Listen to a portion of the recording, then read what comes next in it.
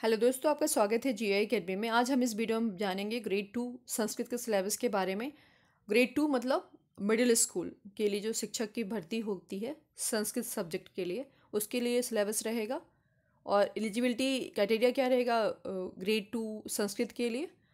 आपको आपका यूजी होना चाहिए था, होना चाहिए संस्कृत से, ठीक है। और फाउंडेशन कोर्स को इंक्लूड नहीं किया जाता है।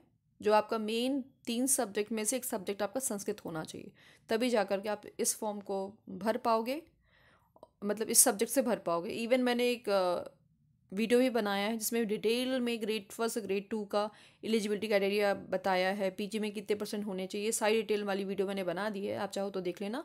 इवन ग्रेड फर्स्ट का भी संस्कृत का सिलेबस का वीडियो बनाया जा चुका है, आप देख लेना, ठीक है ना। जिन लोगों ने एमए करा है संस्कृत से। तो चलो देख लेते हैं कि सबसे पहले हम देखेंगे परीक्षा योजना के बारे में, फिर उसके बाद सिलेबस देखेंगे। लेकिन आज हम इस वीडियो में सिर्फ मेन सब्जेक्ट संस्कृत का सिलेबस देखेंगे, जो कि 60 क्वेश्चंस रहेंगे और 60 मार्क्स का आद रहता है, ठीक है।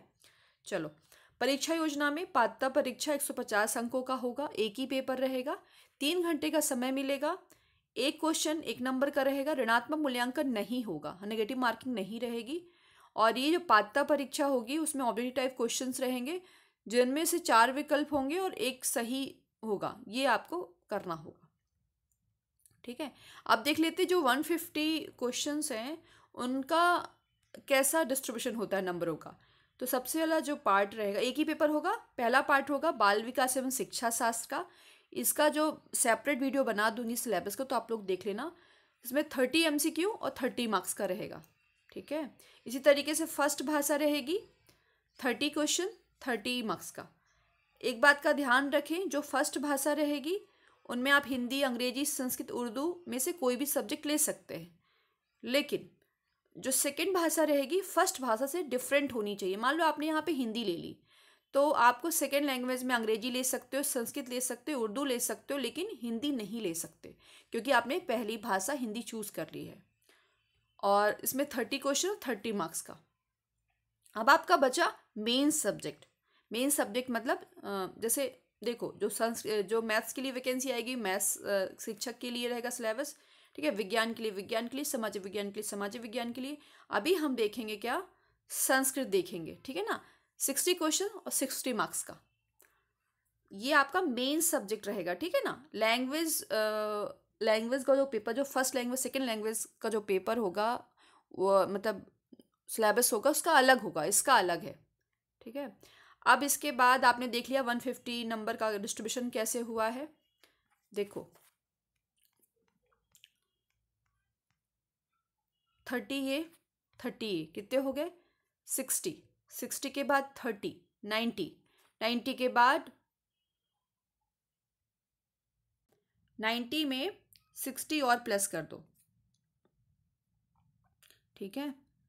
60 और प्लस कर दो, कितना हो गया 150। अब हम ये देखेंगे कि जो क्वेश्चन पेपर होगा उसका लेवल क्या रहेगा।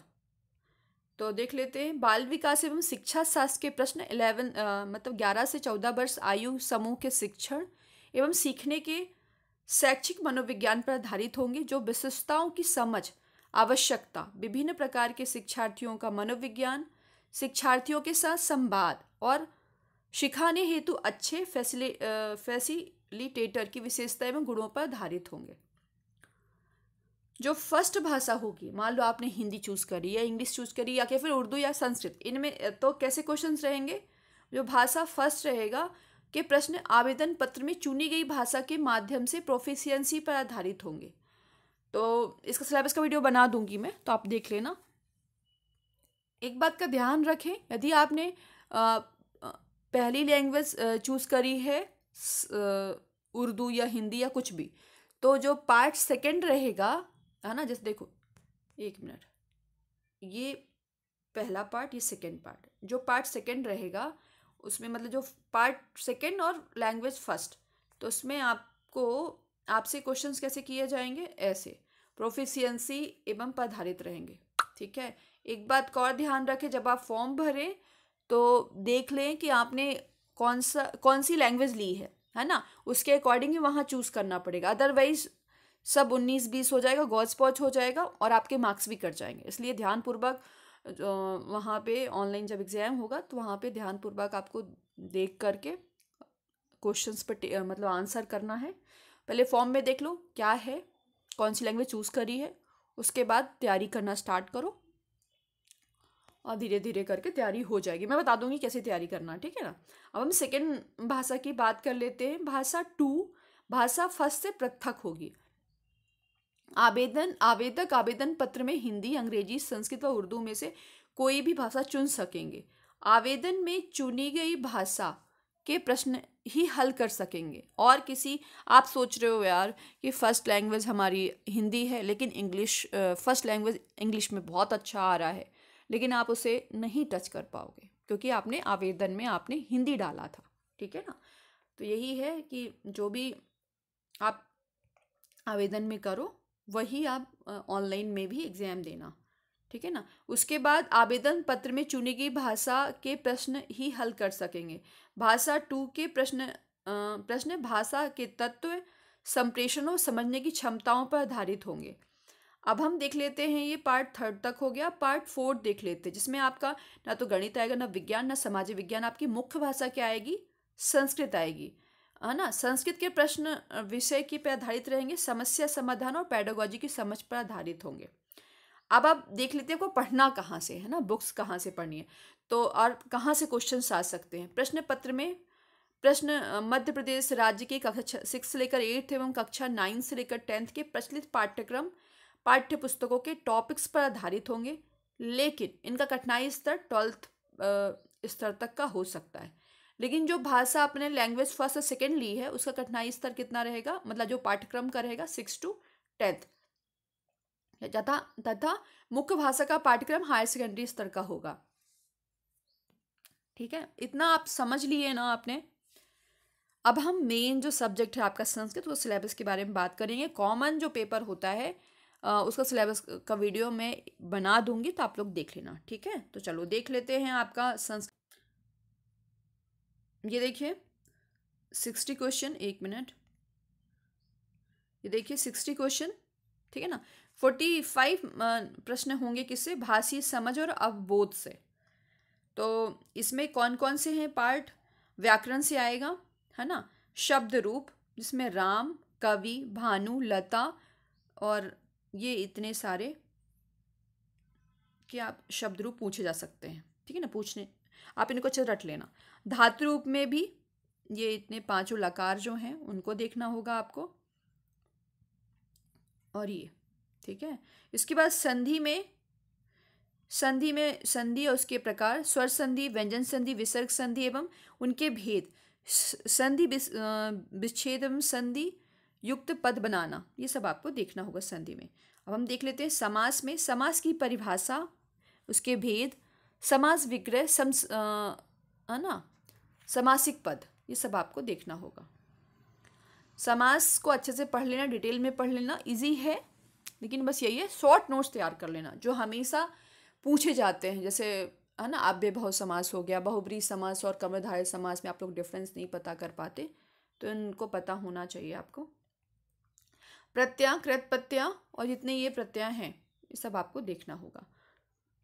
तदाती प्रत्यय, इसमें ये सारे हो गए। उसके बाद अव्यय, है ना, पुनः, अपि, पूरा, इतना सारा है कुछ सिलेबस में, ठीक है ना। और सेकंड है संस्कृत निबंध लेखन एवं अनौपचारिक पत्र एवं प्रार्थना पत्र लेखन। ये सब नहीं आता है, ना तो निबंध लेखन आता है, ना तो अनौपचारिक पद एवं प्रार्थना पत्र नहीं आता। लेकिन अब आपको जो है जैसे अनौपचारिक पत्र और औपचारिक पत्र में क्या डिफरेंस है ना, लेखन की क्या शैली है, वो सब आपको पता होना चाहिए। निबंध लेखन किस तरीके से किया जाता है, क्या किस किस बातों का ध्यान रखा जाता है, इस पर भी क्वेश्चंस पूछे जा सकते हैं, ठीक है। यदि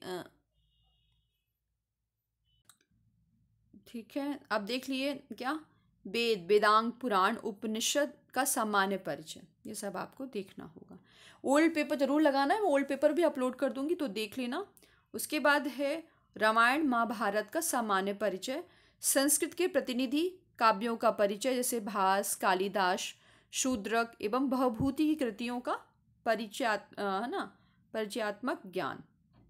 से अपन परिचय ज्ञान नहीं करते कि कालिदास का जन्म कब हुआ, है ना।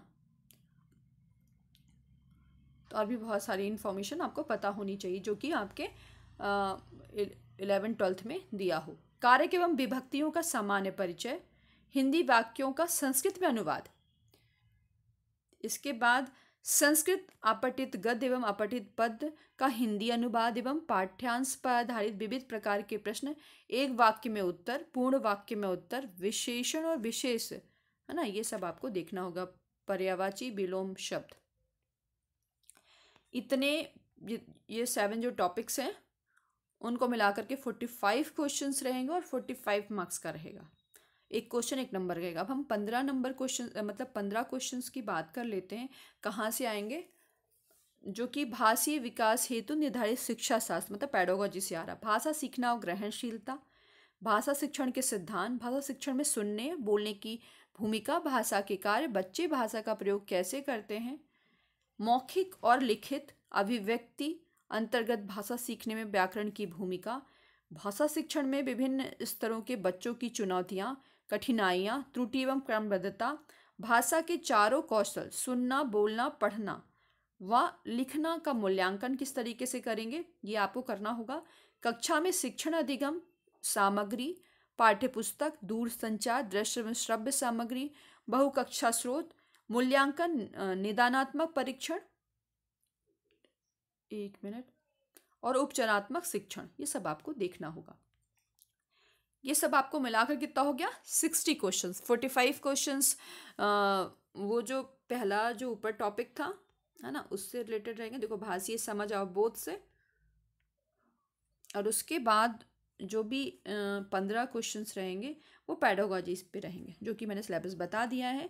ओल्ड पेपर अपलोड कर दूंगी, पहली बात। दूसरी बात, जो सामान्य है ना, जो सामान्य पेपर होगा, मतलब जो बोलते हैं ना कॉमन पेपर सभी सब्जेक्ट के लिए होता है, उसका भी सिलेबस बना दूंगी। लेकिन याद रखना, एक ही पेपर होगा, एक ही पेपर में सारे आपके सब्जेक्ट रहेंगे। तो ऑल द बेस्ट सभी को, अच्छे से तैयारी करो।